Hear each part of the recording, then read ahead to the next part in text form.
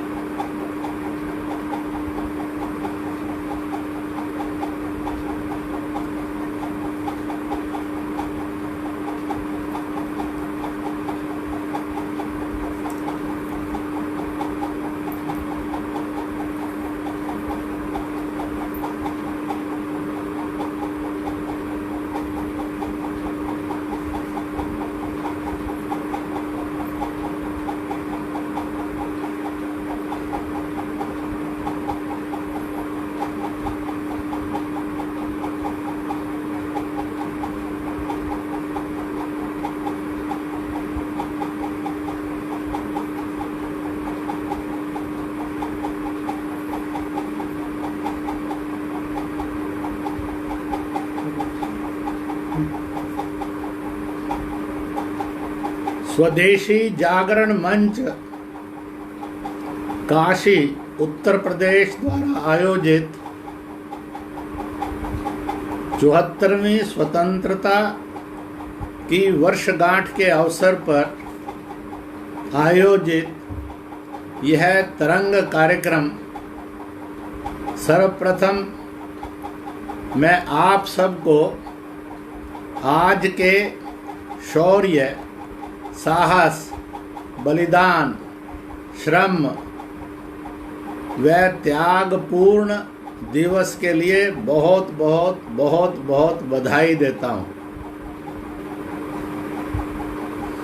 14-15 अगस्त 1947 भारत के विभाजन की त्रासदी भी है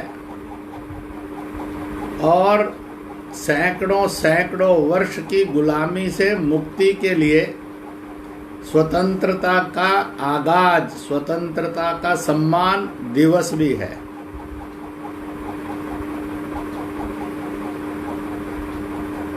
बावन सौ वर्ष पूर्व द्वापर के अंतिम अवसर पर महाभारत काल में, महाभारत के युद्ध के बाद, राजसूय यज्ञ के बाद जब युधिष्ठिर राजा बने महान भारत के, उस समय एक श्लोक था, उत्तरम यत् समुद्रश्चैव हिमाद्रैश्चैव दक्षिणम वर्षम तद भारतम नाम भारती यत्र संतति। हिमालय के दक्षिण में हिंदू सरोवर, हिंद महासागर और भारत के उत्तर में हिमालय यानी त्रिविष्टप, जिसको तिब्बत कहते हैं, यह बर्फ का और ऊर्जा का पठार। पूर्व और पश्चिम में जहाँ हिमालय की शाखाएं और हिंद महासागर मिलता है, वैसा आज का इंडोनेशिया, जिसको श्री विजय ऐसा भी सैकड़ों वर्ष पूर्व जिसका नाम था, हिमालय और इंदु सरोवर, हिंद महासागर जहाँ फारस की खाड़ी के अंदर मिलते हैं, ऐसा ईरान। इसलिए हिमालय और इंदु सरोवर के बीच के भूभाग को भारत कहा जाता था। आज उस भारत में राजनीतिक दृष्टि से 54 से अधिक देश हो गए हैं। 5200 वर्ष पूर्व, 5100-5200 वर्ष पूर्व इस सारे के अंदर और भी छोटे बड़े अनेक गणराज्य थे राजनीतिक रूप से स्वतंत्र थे, पर सांस्कृतिक और जीवन मूल्यों के लिए उस समय भी ये एक भारत महान भारत कहलाता था। अनेक छोटे बड़े गणराज्य राज्य स्टेट्स होने पर भी, वो पूर्णतः स्वतंत्र होने पर भी सांस्कृतिक रूप से जो केंद्रीय भारत है, इस पर जिसका रूल है, उसको अपना प्रमुख मानकर योग्य न्याय व्यवस्थाओं का निर्माण करते हुए संचालित होते थे।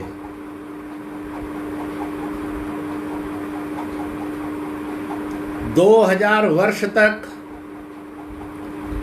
यह भारत का दृश्य विश्व में प्रतिष्ठित था और उस समय भारत को दो विशेष उपाधियां उपलब्धियों के रूप में स्वाभाविक रूप से बिना किसी स्पर्धा के, बिना किसी दल की नियुक्ति के प्राप्त हुई थी। ज्ञान, विज्ञान और चरित्र में सर्वश्रेष्ठ है, इसलिए इसको विश्व के गुरु के रूप में प्रतिष्ठित लोग करते थे। यह अपने समृद्धि में भूख से किसी की मौत नहीं है, कोई कर्जदार नहीं है, कोई छत के बिना नहीं है, सबके पास इतना है, चोरी जैसा अपराध और हिंसा की जरूरत नहीं है, इसलिए लोग घरों को ताले नहीं लगाते थे।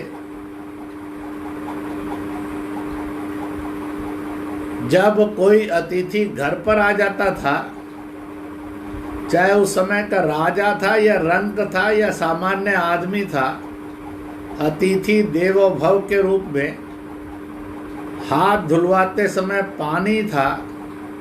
हाथ पैर धुलने के बाद भोजन में उसको नाना प्रकार के फलों के या अन्य जड़ी बूटियों के रस प्राप्त होते थे। दूध, दही, घी, मक्खन आदि मिलता था। इतनी समृद्धि थी, इसलिए यहाँ के पूजा स्थल अन्य प्रमुख स्थल वह सोने, चांदी, हीरे, मोती से जड़ित रहते थे। इसलिए भारत को तत्कालीन लोग सोने की चिड़िया कहते थे। एक सत्य आज भी है कि इसके पश्चात आज तक दुनिया में सोने की चिड़िया का टाइटल और विश्व गुरु का टाइटल दुनिया के किसी भी दूसरे देश के पास गया नहीं और भारत से ये हटा नहीं है।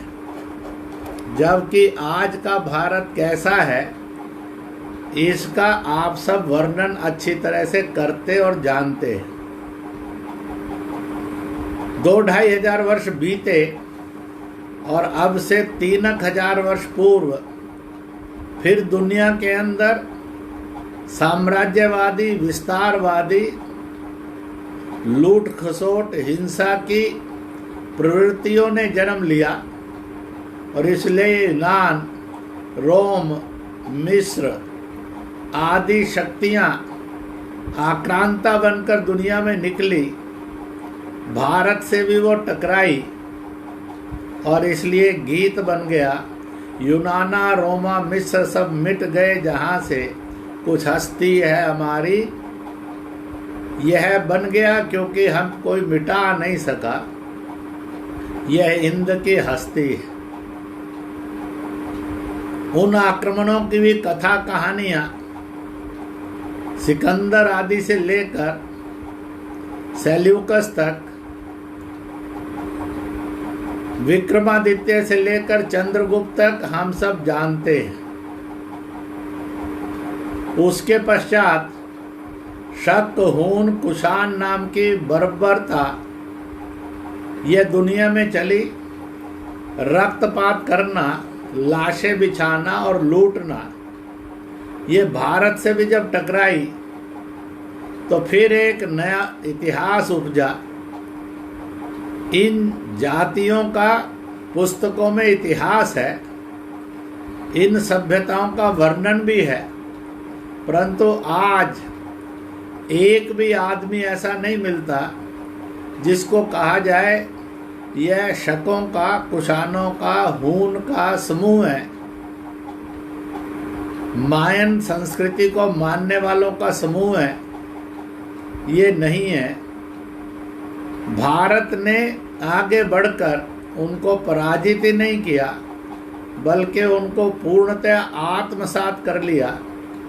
इसलिए पुस्तकों के इतिहास में उनकी चर्चा है, परंतु सत्य में, यथार्थ में उनका कोई भी मानव समूह विश्व में नहीं मिलता है।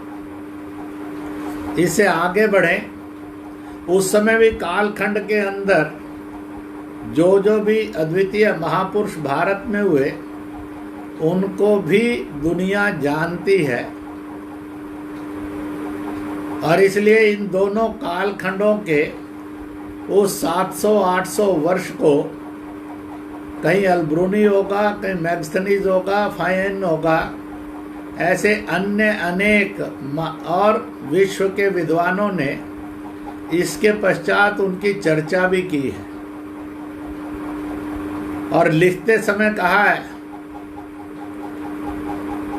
हाथ धोने के लिए, पैर धोने के लिए पानी पानी पानी है, पर भोजन के अंदर नाना प्रकार की जड़ी बूटियों और फलों के रस, दूध, दही, घी, माखन माखन है। लोग घरों को ताला नहीं लगाते, क्योंकि चोरी जैसा स्वभाव गलती से भी किसी का नहीं है। ऐसा विचित्र समाज व्यवस्था, आचरण, इसी के कारण भारत सोने की चिड़िया भी है। अपने आचरण, ज्ञान और विज्ञान से विश्व गुरु भी है। भारत ने ही उस समय दुनिया को ये संदेश दिया कि हम सारे विश्व के लोग कौन हैं, नाना प्रकार की सभ्यताएं हैं, भाषा बोलियां हैं, भूगोल है, मत पंथ हैं। जैसे एक परिवार से एक माता पिता की संतान होने के कारण हम एक परिवार हैं, भाई बहन हैं, ऐसे ही एक राष्ट्र के, देश के हम सब पुत्र पुत्रियां हैं। इसलिए भारत माता की संतान जैसे हम सब एक हैं, ऐसे ही आप भी देश राष्ट्र के अनुसार और पुत्र पुत्रियां होकर एक हैं। ऐसे ही ये सारी वसुंधरा, पृथ्वी, मदर अर्थ, धरती माता, यह भी एक है। और हम सब विविधताओं में, वैराइटीज में खिले हुए लोग, यह सब भी इस वसुधा का कुटुंब है, भाई बहन है। इसलिए वसुदेव कुटुंबकम, जिसको अंग्रेजी में अनुवाद किया गया बाद में वर्ल्ड इज वन फैमिली, यह एकता और एकात्मता का ज्ञान, ताकि सब प्रकार के कन्फ्लिक्ट से मुक्त और संचार करे मानव जाति, सब प्रकार के भेदों से ऊपर उठकर मानव जाति में सद्भाव हो, सहयोग हो, उसके अंदर एक दूसरे के लिए जीने और करने का भाव हो, ना कि शोषण हो, हिंसा हो और जबरदस्त कब्जा हो। इससे मुक्त विश्व रहे, यह चिंतन भारत ने आचरण में दुनिया को दिया। अब उसके पश्चात परिस्थितियों में विश्व की और भारत के एक परिवर्तन आता है और मिडल ईस्ट से कुछ प्रवाह उठते हैं, जिनको मुगल, तुर्क, अरबी, तारतर आदि कहा जाता है। यूरोप व्हाइट रेस में क्रिश्चियनिटी आ गई थी और इधर मिडल ईस्ट के सारे एरियाज में इस्लाम आ गया था। और इसलिए इस्लाम एक आंधी के रूप में भारत से भी टकराया और ईसाइयत भी एक शांति के रूप में, व्यापार के रूप में, पर्यटन के रूप में भारत की ओर वह आई। भारत ने उनका सम्मान करके स्थान दिया, परंतु दोनों ने धीरे धीरे चरित्र में परिवर्तन आया। इसलिए गौरी गजनी से लेकर बाबर, हुमायूं, अकबर, शेरशाह, शाहजहां, औरंगजेब, वहां से बहादुर शाह जफर तक एक अलग चित्र दिखता है। यह स्वभाव से बर्बर और क्रूर थे, हिंसा वृत्ति के थे। इसलिए इन्होंने अपनी हिंसा के द्वारा राज्य करने शुरू किए, लूटमार की और बहुत बड़ा धन संपदा भारत से अपने अपने देशों में ले गए। इतना ही नहीं किया, इन्होंने यहाँ के पूजा स्थल ध्वंस किए, जो चिन्ह थे भक्ति के और मान के। गौ माता के रूप में थी, उसका कत्लेआम किया। लोगों को धर्म बदलने के लिए मजबूर किया, धर्मांतरण किया, नहीं माने तो कत्ल किया। और ऐसे ध्वंस मचाते मचाते भारत के पास जो 4 सर्वाधिक रूप में उपस्थित चीजें थी, एक ज्ञान विज्ञान के विश्वविद्यालय तक्षशिला, नालंदा, विक्रम, शारदा आदि आदि, ऐसे उस समय शायद चीन में कोई विश्वविद्यालय था। यूरोप, अफ्रीका तो भी विश्वविद्यालय की कल्पना भी नहीं कर सकते थे। और इसलिए विश्व के सब लोग, चाहे कॉमर्स पढ़ना हो, इकोनॉमिक्स पढ़ना हो, साइंस पढ़नी हो, चाहे फिलॉसफी पढ़नी हो, चाहे भाषाओं का ज्ञान लेना हो, चाहे ईश्वर से साक्षात्कार करने के दिशा में बढ़ना हो, स्पेस, सृष्टि, ब्रह्मांड को जानना हो, तरह तरह के विज्ञान के विषयों को जानना है, उद्योग के क्षेत्र को जानना है, इन स्वास्थ्य आदि के लिए सब भारत में आते थे। उनको ध्वंस किया। और इसलिए उस समय पर लोग लिखते हैं कि नालंदा विश्वविद्यालय 6 माह तक उसमें से धुआं भी निकलता रहा, बीच बीच में अग्नि की लपटें भी निकलती थी। इतना बड़ा ज्ञान विज्ञान शोध के क्षेत्र का, उच्च संपदा का अग्नि दहन किया गया, नष्ट किया गया।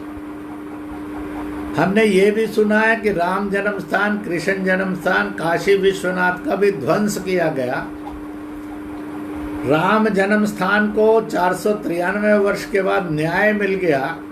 अब वहाँ राम जन्म स्थान पर एक विशाल भव्य राम राज्य की कल्पना करते हुए मंदिर निर्माण का कार्य चल पड़ा है।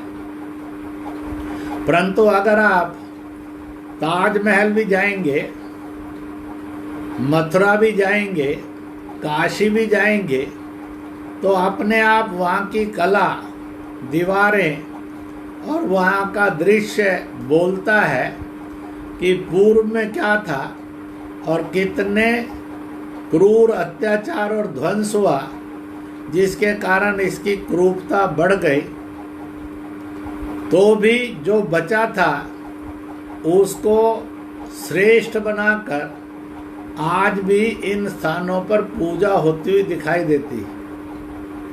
अनेक जगह तो वो सब समाप्त भी हो गया है। ऐसे हजारों पूजा स्थल ध्वंस किए गए।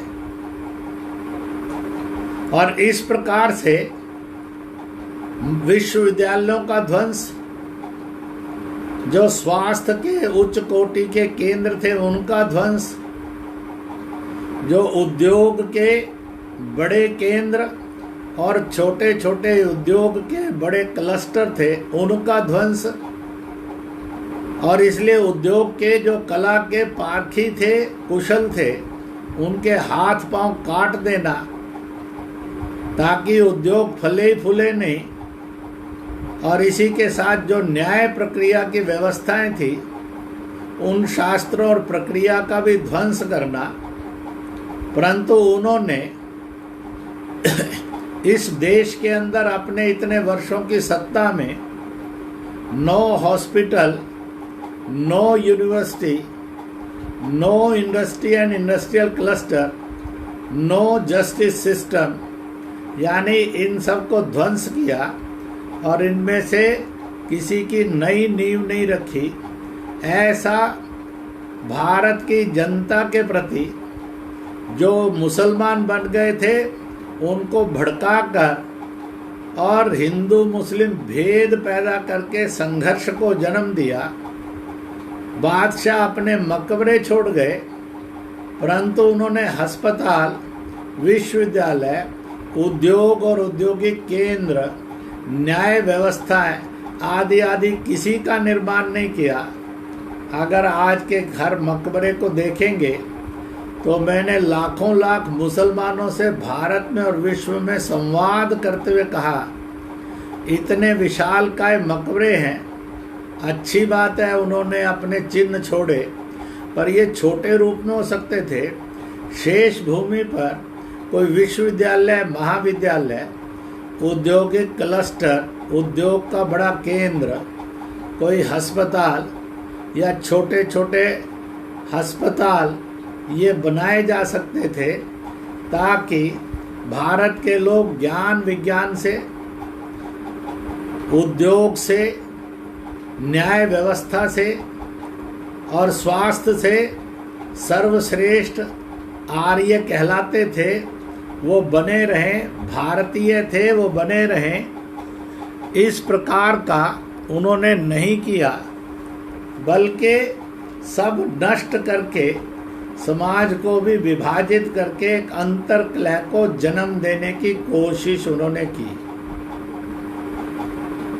जब तक भारत अपने महापुरुषों और भक्ति आंदोलन के माध्यम से जन जागृति करके इनसे मुक्ति प्राप्त करता, तब तक ब्रिटिश, पुर्तगीज, फ्रेंच आदि आदि वाइट रेसेस व्यापार के नाम पर भारत की ओर बढ़ी और एक कमजोर भारत के विघटन तत्वों से ओतप्रोत भारत पर उन्होंने कब्जा करना शुरू किया।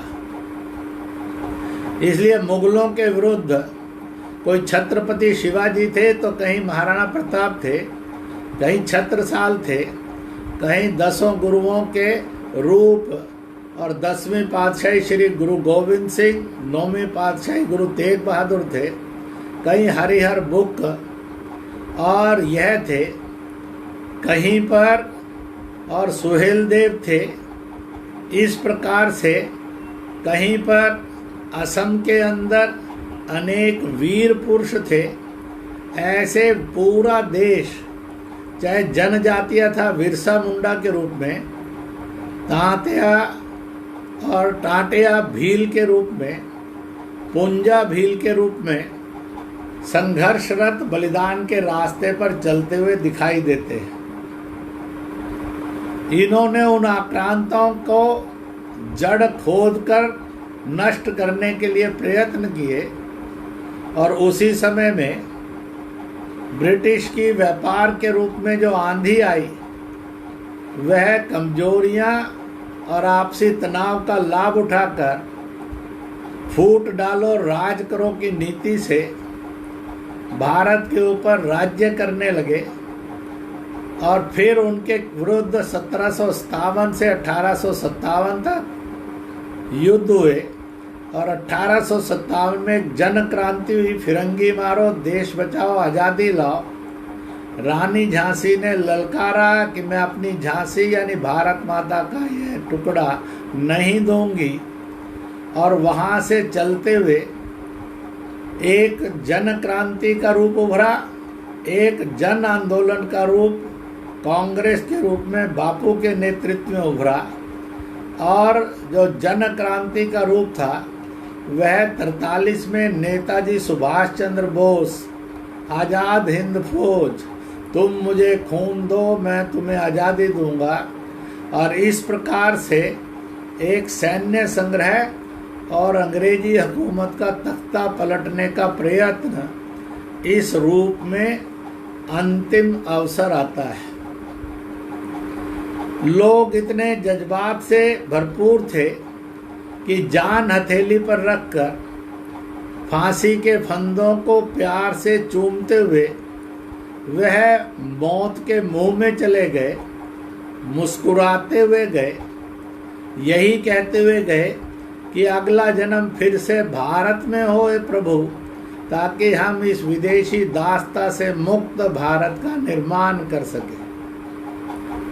और ऐसे सारे भक्ति आंदोलन के अंदर कहीं ज्ञानेश्वर, कहीं एकनाथ, कहीं तुकाराम, कहीं नानक, कहीं रसखान तो कहीं कबीर, कहीं रहीम तो कहीं तुलसी, कहीं मीरा, कहीं नामदेव तो कहीं शंकर देव। और यह भी एक व्यापक जन जागरण हुआ। और ऐसे महापुरुषों की हजारों हजार की श्रृंखला में से भारत सदैव संघर्षरत रहा। एक दिन तो दूर की बात है, 1 घंटा भी भारत के अंदर स्वतंत्रता की लौ कभी बुझी नहीं, वह सदैव प्रज्वलित रही। कांग्रेस के रूप में एक पूर्ण स्वराज और अखंड भारत की स्वतंत्रता का संकल्प रावी के किनारे जल हाथ लेकर उस समय के सेनानियों ने किया था, परंतु अंग्रेजों ने कूटनीति से काम लेकर वो दुर्भाग्य का दिन भी लाया, जिसका एक साइड सौभाग्यशाली बनी। 14-15 अगस्त की अर्धरात्रि में ब्रिटिश हुकूमत ने, जो उस समय भारत 3 प्रमुख रूप में था, ज्योग्राफी और पॉलिटिकली था, जो ब्रिटिश रूल्ड भारत था उसका विभाजन किया, पश्चिमी पूर्वी यानी पाकिस्तान बनाया, पूर्व का बंगाल का विभाजन, पश्चिम में उसने सिंध और पंजाब आदि के, राजस्थान आदि के विभाजन में से क्रिएट किया। और उसी समय में मालदीव भी अलग हुआ। यह विभाजन हुआ और भारत बना। यह भारत छोटा था जिसको अंग्रेज छोड़कर जाने वाले थे। 562 प्रिंसली रूल्ड स्टेट्स थी, इसलिए एक और समझौता हुआ। ब्रिटेन, उनके सत्ताधारी लोग, इधर पाकिस्तान, मुस्लिम लीग मोहम्मद अली जिन्ना, इधर Hindustan, Congress, Pandit Nehru, princely ruled states के महाराजा जो समिति थी, ऑर्गेनाइजेशन थी, उसके अध्यक्ष, ये तय हुआ कि ये सब रियासतें भारत या पाकिस्तान को चयन करेंगी, ज्वाइन करेंगी। दूसरी, ये कोई स्वतंत्र देश नहीं होंगे, ये इन देशों के हिस्से होंगे। तीसरा, जनमत संग्रह नहीं होगा। चौथा, रूलर से निर्णय होगा वह किस देश के हिस्से हैं। सरदार पटेल जो उप प्रधानमंत्री और गृह मंत्री थे, उनके नेतृत्व में समाज के जन आंदोलनों के सहारे 555 रियासतें भारत में विलय हुई। हैदराबाद, जूनागढ़ ने थोड़ा गड़बड़ करने की कोशिश की, थोड़ा पुलिस एक्शन हुआ, फोर्सेस गई, उनका भी विलय भारत में हुआ। 7 रियासतें पाकिस्तान में विलय हुई। जम्मू कश्मीर ने भारत चुना। अमरकोट 92% और हिंदू बहुल ने पाकिस्तान चुना दुर्दैव से। इसलिए जो लोग ये कहते हैं कि वो मुस्लिम मेजॉरिटी था कश्मीर, पाकिस्तान का ये नारा कि कश्मीर के बिना पाकिस्तान अधूरा है, यह सही है, वो असत्य बोलते हैं। तो फिर 92% हिंदू मेजॉरिटी अमरकोट पाकिस्तान में क्यों गया? रूलर्स ने डिसाइड किया, इसलिए गया। महाराजा हरि सिंह ने भारत चुना, अमरकोट के महाराजा ने जैसलमेर के महाराजा से खुंदक होने के कारण, ईर्ष्या होने के कारण घोषित कर दिया, जिधर जैसलमेर जाएगा मैं दूसरी दिशा को, दूसरी तरफ जाऊंगा। जैसलमेर भारत आया, इसलिए अमरकोट ने दुर्भाग्य से पाकिस्तान चुना, जिसका पछतावा आज भी 73-74 साल बाद उनको है और हमेशा रहेगा। यह एक स्पष्ट चित्र दिखाई देता है। इसी के साथ साथ एक तीसरा भारत था, जो गोवा, दमन, दीव, दादरा नगर हवेली, पांडेचेरी, कृष्णानगर, यामा आदि आदि ये पुर्तगीज और फ्रेंच के अधीन थे। भारत ने अपनी राजनीतिक शक्ति के द्वारा, जनता ने जन आंदोलनों के जागरण के द्वारा सन 61 में इसको भारत में विलय बनाया। इसलिए 1858 में जो ब्रिटेन का प्रतिनिधि वायसराय के रूप में कलकत्ता की गद्दी पर बैठा, उसके पीछे जो मानचित्र हिंदुस्तान का लगा था, भारत वर्ष का लगा था, उस समय वो 83 लाख स्क्वायर किलोमीटर का था। सन 61 में जाकर भारत 33 लाख वर्ग किलोमीटर का भारत आज़ादी के रूप में हमें मिला। ब्रिटेन ने 1858 के भारत में से 1876 में अफगानिस्तान को बफर स्टेट बनाकर रूस और भारत के ब्रिटिश रूलर्स के बीच में एक बफर स्टेट खड़ी की, जो बाद में देश में परिवर्तित हुआ। 1904-14 के अंदर तिब्बत एक चीन और ब्रिटिश रूलर्स के बीच में बफर स्टेट बना, जो बाद में एक देश बनना की कोशिश में उभरा, परंतु उसको देश की मान्यता कभी चीन ने दी नहीं। फिर 1904-06 में नेपाल और भूटान, जिनको 47 के बाद देशों की मान्यता भारत के आग्रह पर दी गई। 1935-37 में म्यांमार और सिलोन, और 1947 में सिलोन यानी श्रीलंका, और 1947 में पश्चिमी पूर्वी पाकिस्तान यानी पाकिस्तान और मालदीव। इस प्रकार से भारत का विभाजन करने का क्रम अंग्रेजों ने रखा। They divided many times and made more than 9-10 countries around the Bharat, which were the part and parcel of cultural Bharat. और इस प्रकार से 1947 से चली आज़ादी की यात्रा का दृश्य भी एक बार समझना चाहिए। 3 करोड़ लोग उस समय उजड़े थे, बेघर बाहर हुए थे। लाखों लाख लाशें गिनी गई थी, हजारों पूजा स्थल तोड़े गए थे, पर उनमें मस्जिद मज़ारें नहीं थी। और इसी प्रकार से लाखों लाख बहू बेटियों ने अपने धर्म की और शील की रक्षा करने के लिए छुरे घोंपे, कुओं में छलांग लगाई, जहर की पुड़ियां खाकर बलिदान दिए। लाखों लाख का धर्मांतरण हुआ।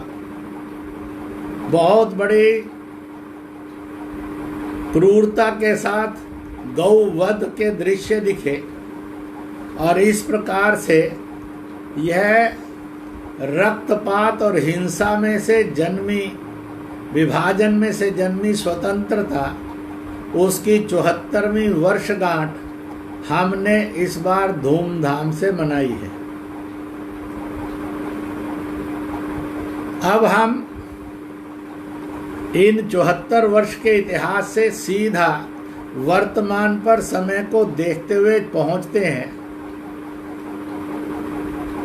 लाखों लाख लोगों की कुर्बानियों में से, सैकड़ों सैकड़ों वर्ष के संघर्ष में से यह कीमती स्वतंत्रता मिली है, परंतु स्वराज अभी भी अधूरा है,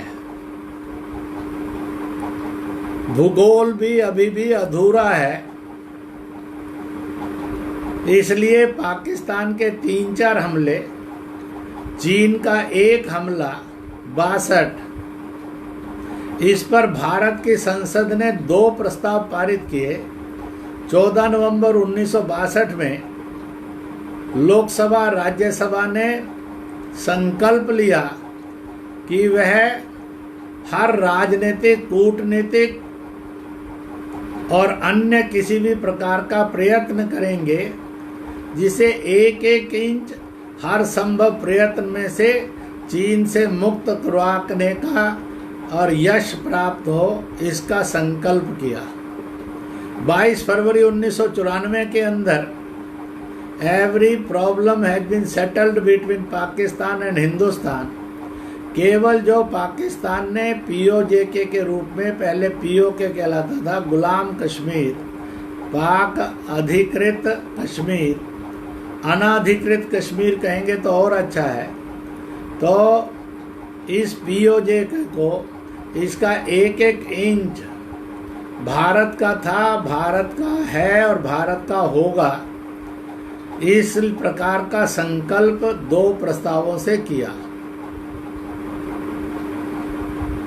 अब हम देखेंगे तो आज भारत के यशस्वी प्रधानमंत्री ने कहा, एक हमारे वो पड़ोसी हैं जिनसे हमारे रिश्ते हैं, हम हर कठिनाइयों में भी उन रिश्तों को निभाने और बनाने और मजबूती देने के लिए प्रयत्न कर रहे हैं, परंतु समुद्र से भी हमारे पड़ोसी हैं, उनसे भी हमारे रिश्ते हैं और एक दूर है सीमाओं से, परंतु मन मिलते हैं, स्वभाव मिलते हैं, वो भी हमारे रिश्ते हैं। और इस प्रकार से यूएनओ की सिक्योरिटी काउंसिल के अस्थाई मेंबर होने पर जब भारत के यशस्वी प्रधानमंत्री श्री नरेंद्र मोदी ने वक्तव्य दिया, तो हमें अपने मुद्दों के लिए और विश्व कल्याण के लिए एक 192 कंट्रीज में से 184 कंट्रीज ने हमें समर्थन दिया। यह विश्व जनमत आज भारत के साथ खड़ा होता हुआ दिखाई दे रहा है।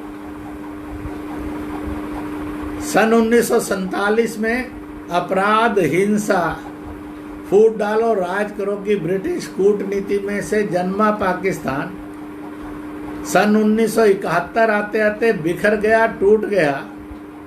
पश्चिमी पाकिस्तान पाकिस्तान हो गया, पूर्वी पाकिस्तान बांग्लादेश हो गया है। मैं सन 1986 से लगातार कहता आ रहा हूं कि there is no Pakistan in the world on the earth, जिसको पॉलिटिकली पाकिस्तान कहा जाता है, जिसमें एक राज्य भी पाकिस्तान के नाम से एक देश और राज्य भी गिना जाता है। आज आंतरिक दृष्टि से, तथ्यपूर्ण सत्य की दृष्टि से वह पाकिस्तान बलूचिस्तान में, पख्तूनिस्तान में, सिंध देश में, मुहाजिरिस्तान में, पंजाबिस्तान में बटा हुआ है, लड़ रहा है। और शेष जो है वो पीओजे गिलगित बाल्टिस्तान इस रूप में हिंदुस्तान जिंदाबाद का इनकलाब करते हुए दिख रहा है। भारत के लोगों ने जम्मू कश्मीर असेंबली में पीओजे गिलगित बाल्टिस्तान, यह जो 80,000 वर्ग किलोमीटर के लगभग क्षेत्र है, 83,000 था, 5,000 चीन को पाकिस्तान ने दिया, 78,000 वर्ग किलोमीटर के क्षेत्र के 24 विधानसभा क्षेत्र बनाए हैं, जिनकी जम्मू कश्मीर में कुर्सियां प्रतीक्षारत हैं। उनके नेता आएंगे, इन कुर्सियों को धारण करेंगे। 6 विधान परिषद में कुर्सियां हैं कि वहां से 6 विधान परिषद सदस्य चुने जाएंगे।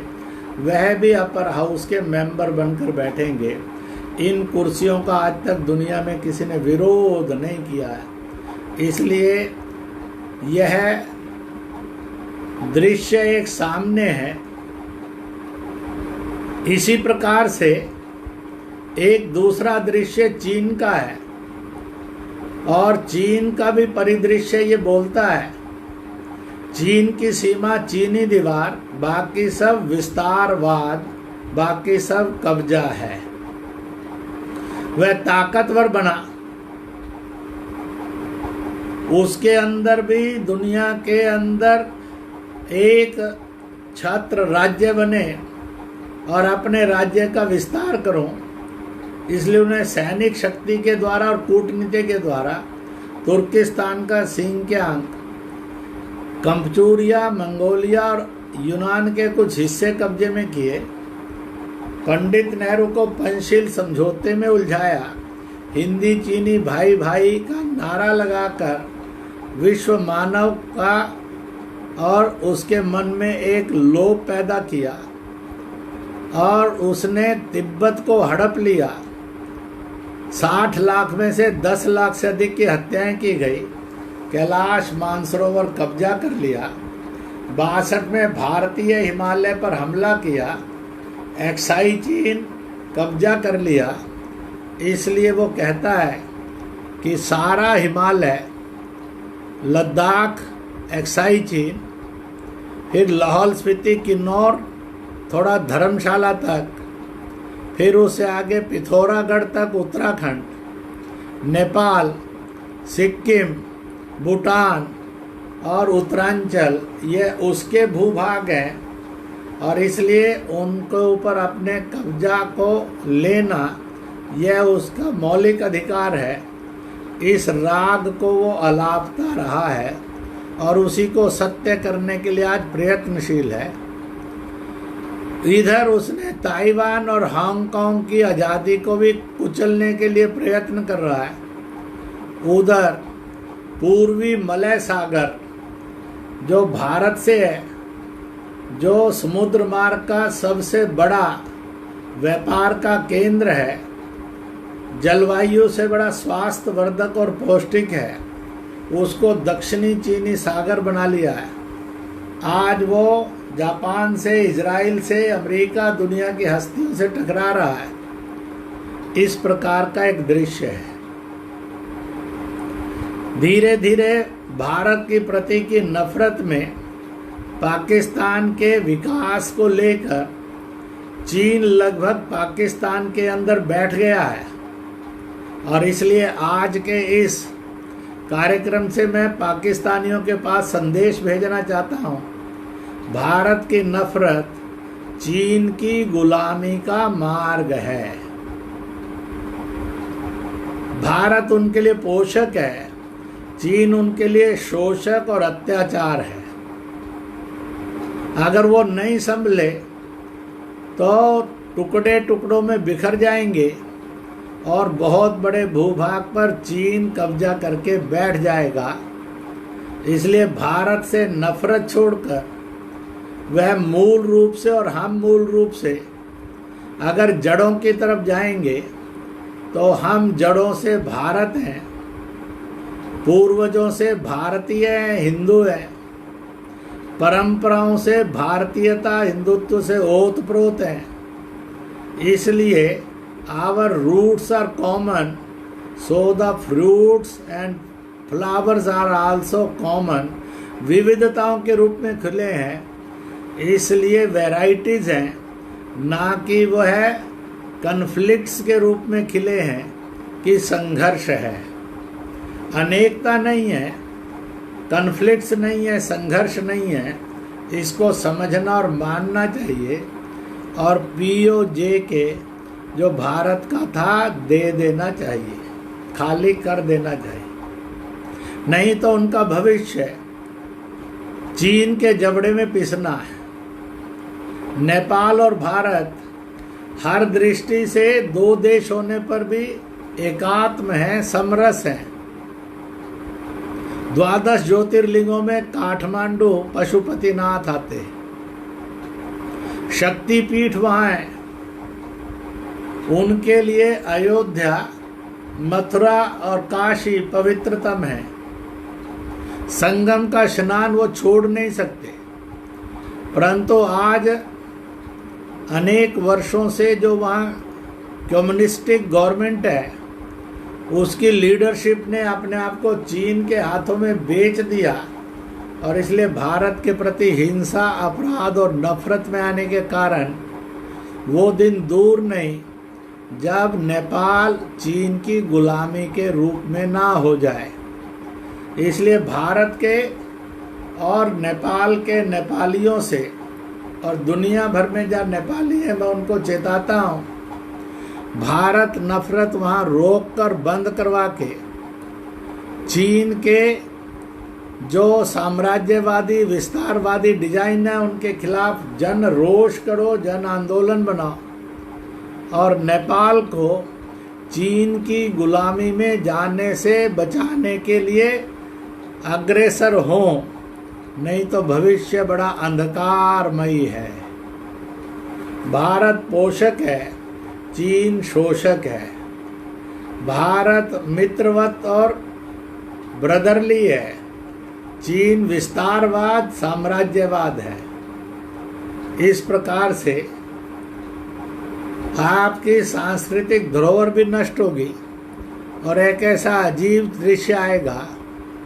ध्यान रखना चाहिए, रामायण काल में जब जनक सत्ता पर थे तो जनकपुर और सीतामढ़ी माता सिया जानकी की और जन्मस्थली कर्मस्थली ये भारत था। ये भारत के विशाल गणराज्य थे। जब आज के कलयुग में भगवान बुद्ध लुम्बिनी में आए, पिता शुद्धोधन, उनका यह एक बहुत बड़ा साम्राज्य था जिसमें बुद्ध जन्मे, ये भारत था। और इसलिए यह भी एक सत्य था, आज यह भी एक सत्य है कि आज नेपाल एक स्वतंत्र स्वायत्त देश है। परंतु ये भी एक सत्य था, कभी यह सारा भारत था। छोटे छोटे पहाड़ी अनेक गणराज्य थे, राज्य थे। इस प्रकार से सीमाओं पर सेनाएं नहीं थी, तारबंदी नहीं थी, देशों के रूप में नहीं, एक ही देश के रूप में सारा प्रवाह चलता था। आज एक और ये दृश्य है, दूसरी ओर वैश्विक परिदृश्य है। चीन ने कोविड-19, यह एक वायरस नहीं है, वेपन है, जैव वेपन है, हथियार है। इसको वुहान की लैब में तैयार किया, चीनियों में संक्रमण किया।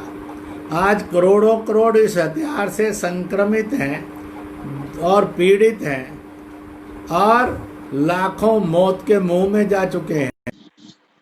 यह एक दृश्य है, उसने अपने विस्तारवाद का जैव शस्त्र का उपयोग करके निर्माण किया है।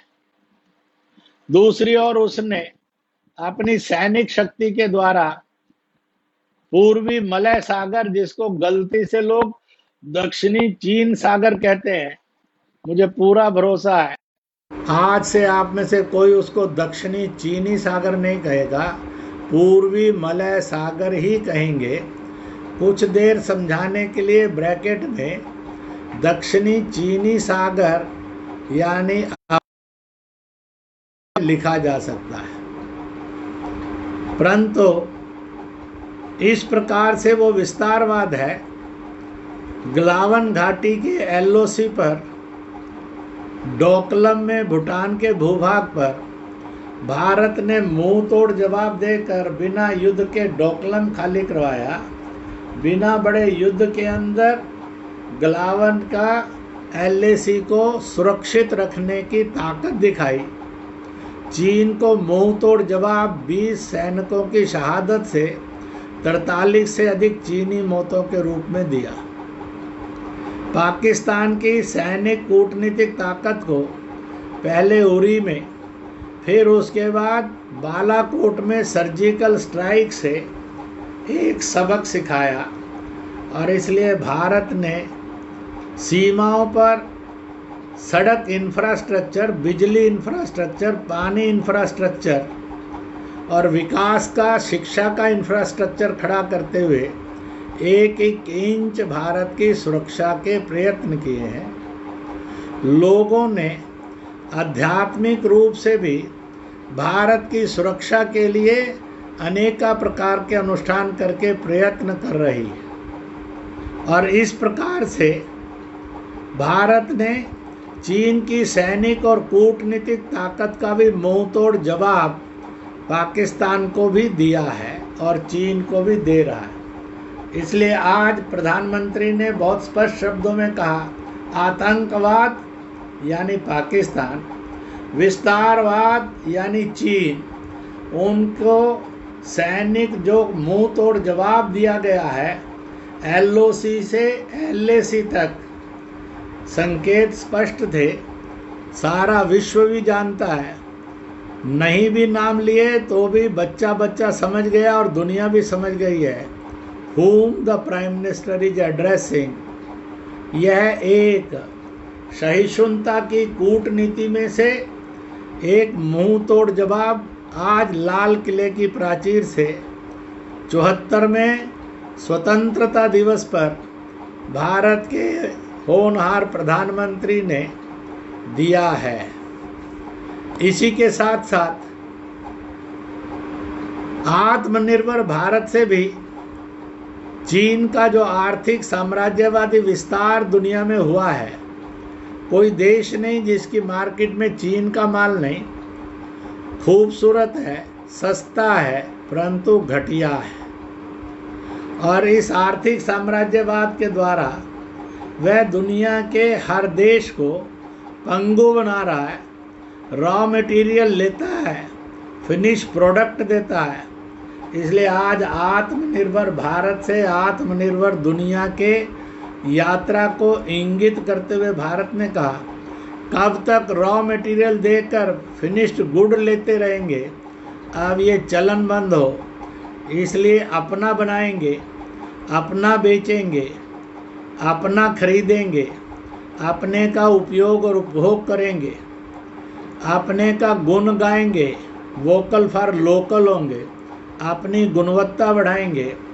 और मैंने तो 1986 से कहना शुरू किया था, जब भारत की जनता और सरकार, दुनिया के देश चीन की आर्थिक रीढ़ को तोड़ेंगे नहीं, तब तक इस विस्तारवाद से, इस राक्षसवाद से मानव जाति का रक्षण नहीं हो सकेगा। और यह आज सत्य भी सिद्ध हो रहा है।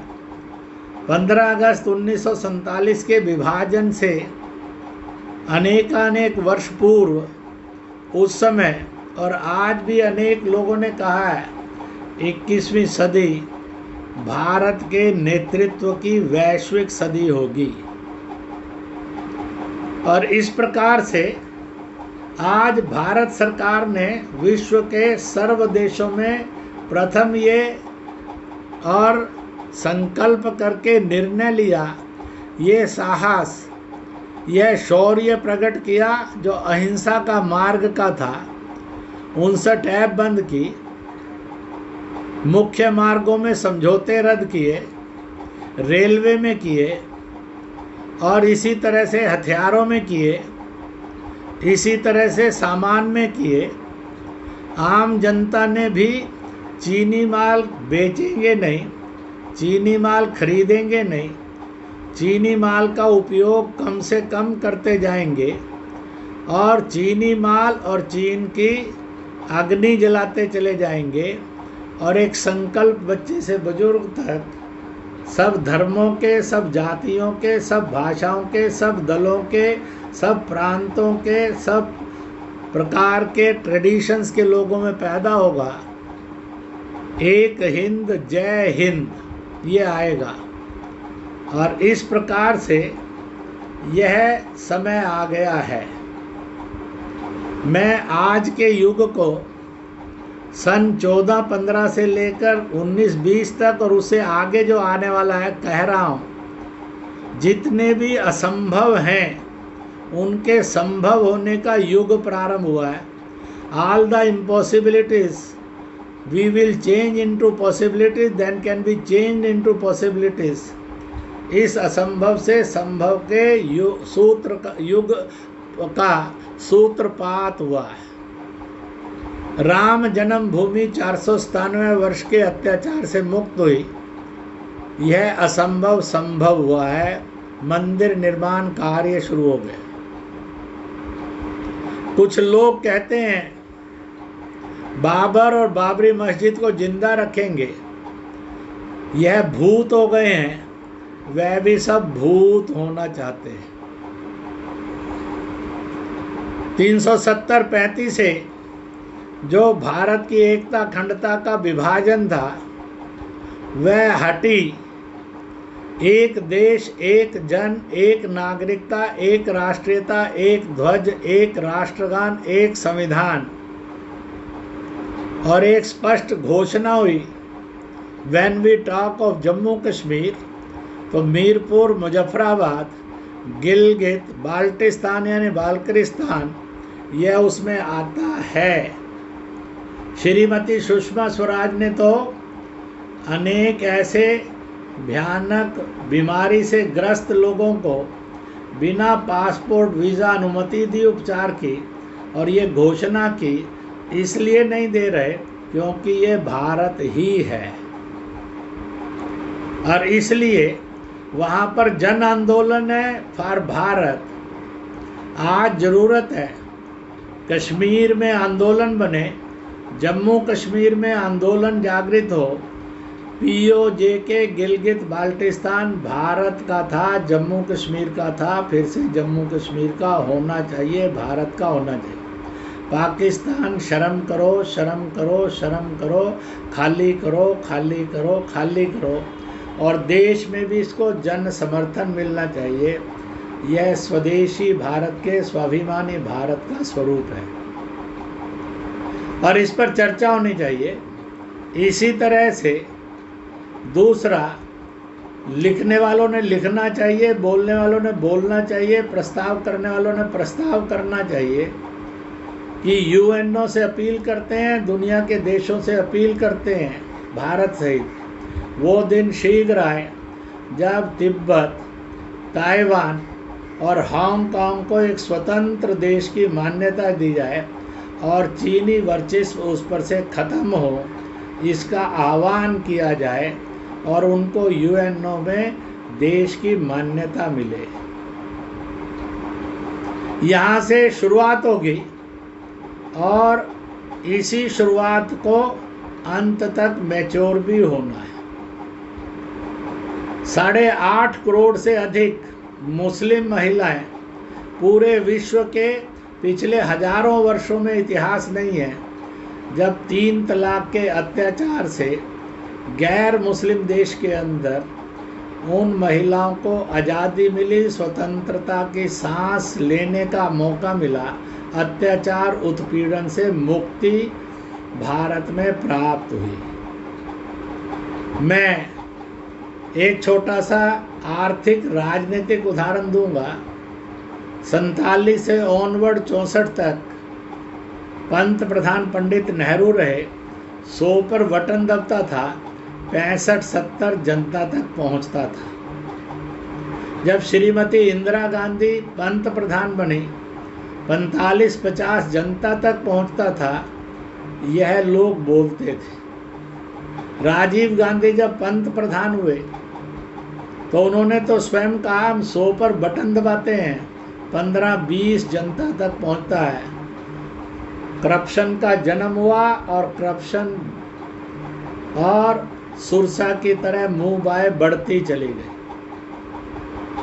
और इसलिए देश में ईमानदारी से जी सकते हैं, ये कहावत ही बदल गई, बेईमान ही जिएगा। भ्रष्टाचार रूपी अपराध से, मिलावट से मुक्त हो सकते हैं, अब इसी से साथ जीना पड़ेगा। परंतु आज जो सत्ता आई उसने 2000 पर 3 बार साल में बटन दबाया, लाखों लाख बैंक अकाउंट्स में 2000 सीधा जन्म हो गया।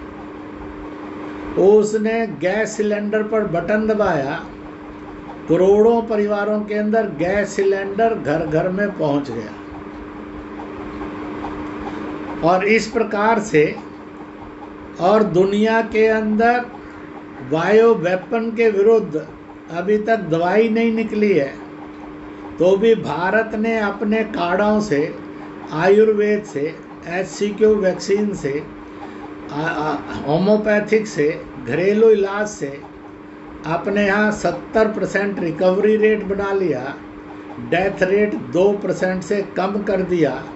और उसके विरुद्ध नॉन वायलेंस की सोशल सर्विस वाली एक समाज सेवी योद्धा, स्वास्थ्य योद्धा, रक्षक योद्धा, कानून डिसिप्लिन योद्धा और स्वच्छता योद्धाओं की एक भरमार फौज खड़ी की। भारत अपनी सीमाओं के लिए इतना सजग और जागरूक है।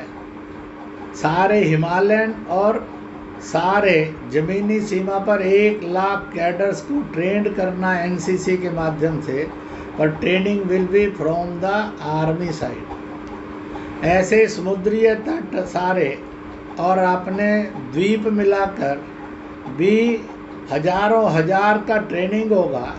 उनकी ट्रेनिंग जो है वह वहाँ का केवल पुलिस नहीं करेगी, गार्ड, कोस्टल गार्ड पुलिस नहीं करेगी, कोस्टल पुलिस नेवी करेगी।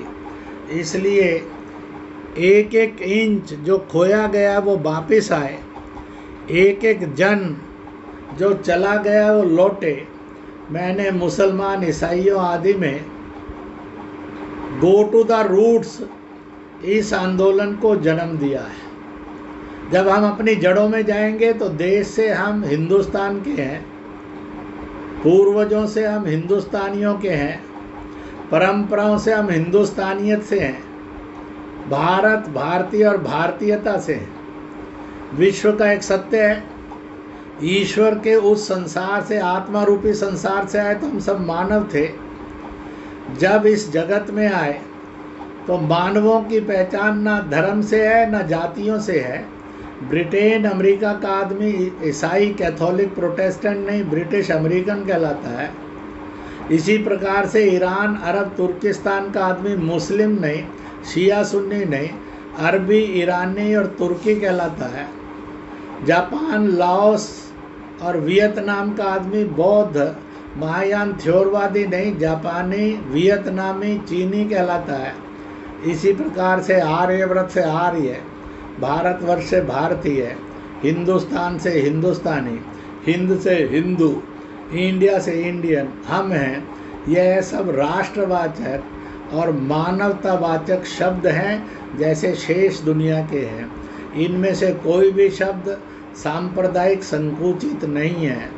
इस स्वाभिमान को लेकर हम और प्रतिदिन salute to our martyrs and warriors, चाहे वो कोविड-19 के विरुद्ध हैं, चाहे सीमाओं पर इंच इंच की रक्षा करते हुए बलिदान हुए और संघर्षरत हैं। Daily we should salute our martyrs and warriors.